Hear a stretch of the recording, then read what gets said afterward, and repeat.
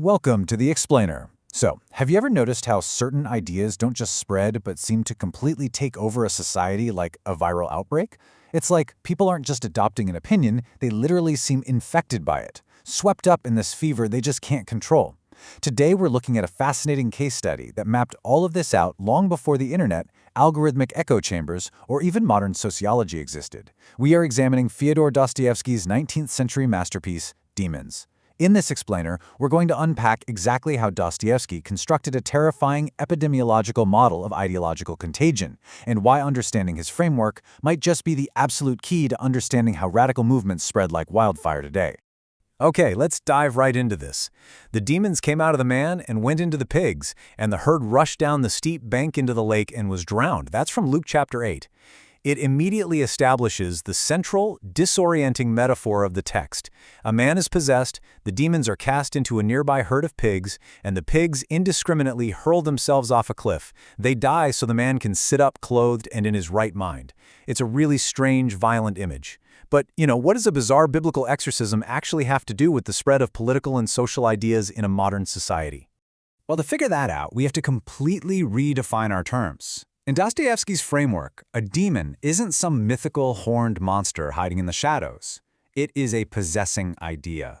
It's not a logical proposition that you rationally evaluate or calmly debate around a dinner table. Instead, it operates exactly like a pathogen. It enters you, it evaluates you, and it completely overrides your operating system, removing your free will.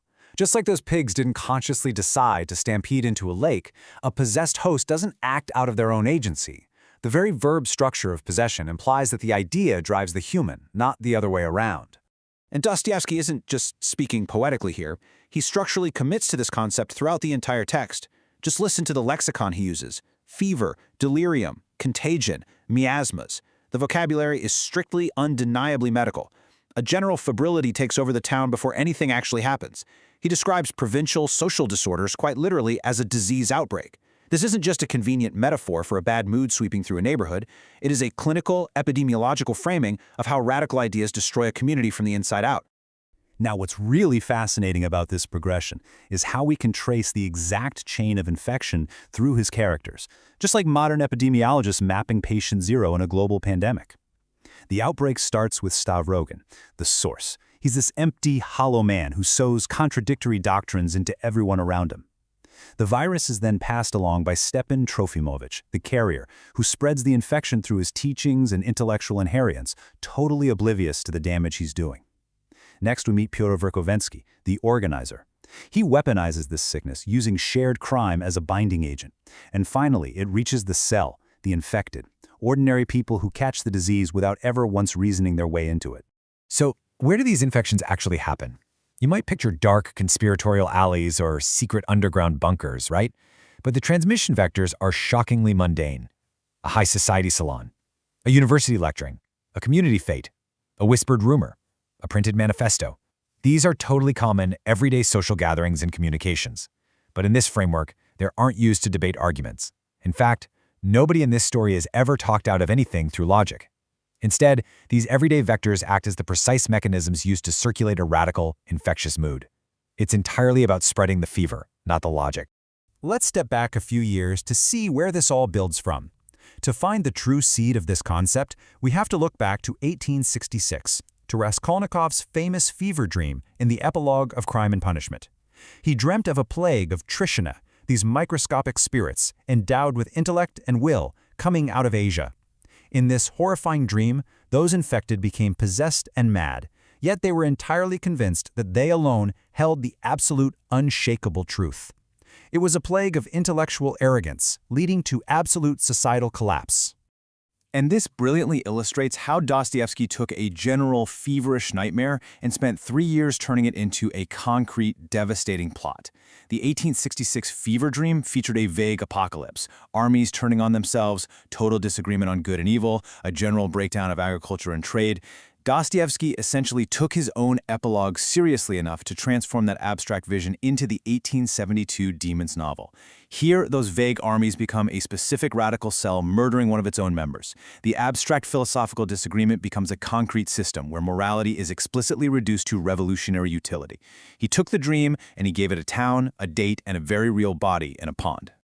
But creating this reality came with a massive structural cost to the story itself. Possession at a social scale means there is no interior. Unlike his previous books where you live deep inside the protagonist's head, wrestling with their every thought, Demons is narrated by a peripheral bystander. It's told by a minor chronicler who barely knows what's going on. Why? Because a societal infection destroys the inner self. There is no central consciousness left to inhabit. The very form of the story physically enacts the thesis. When the mind is possessed by a viral idea, the individual interior simply ceases to exist. Let's break down exactly how this terror escalates between the two books point by point. We move from one man grappling with one dangerous idea, all the way to an entire town, a generation, and ultimately a whole nation. The vector shifts dramatically too. Instead of ambient chatter you might accidentally catch in the air, we see ideas deliberately and maliciously sown by empty men. The site of the infection explodes from a single consciousness to an entire society. The cure morphs from personal suffering and redemptive love to total, brutal expulsion, where the swine must drown. And most frighteningly, the collateral damage escalates from destroying just the man who caught the idea to destroying absolutely everyone, including totally innocent bystanders. But this brings us to a massive, glaring, philosophical problem. Think about it. If an idea is a virus, how can the host possibly be guilty? This is the core philosophical tension in the source material. If people are possessed like animals, if they are completely stripped of their free will and simply catch a murderous ideology the way you or I might catch the seasonal flu, how on earth can they be blamed for their crimes? So the crucial point is that this epidemiological metaphor carries some incredibly heavy cost, contradicting Dostoevsky's own usual insistence on personal moral choice. For one, it creates a hard determinism that entirely removes personal responsibility. If ideas ride people, the host isn't a murderer, just a tragic victim. Furthermore, it's completely unfalsifiable. If you disagree with me, I don't have to debate you. I just diagnose you as infected. It is the ultimate I win button for any argument. And finally, it licenses an extreme caricature of political rivals, reducing opponents to bumbling infected hosts rather than rational actors with differing viewpoints. Dostoevsky completely realized this tension, and he offered a rather harsh defense. Possession does not exculpate, it describes the mechanism of a guilt that is still incurred. What he means is that the infected characters are still held profoundly responsible. Why? For allowing themselves to be infectable in the first place. You might catch the virus, sure, but you are guilty for leaving your ideological immune system so weak. You're responsible for abandoning your cultural and moral foundations so completely that the pathogen could just walk right in and easily take root. So why does all of this matter to us today? Well, because this 19th century literature directly mirrors modern contagion, mimetic transmission, rapid radicalization, and finding solidarity through shared crime.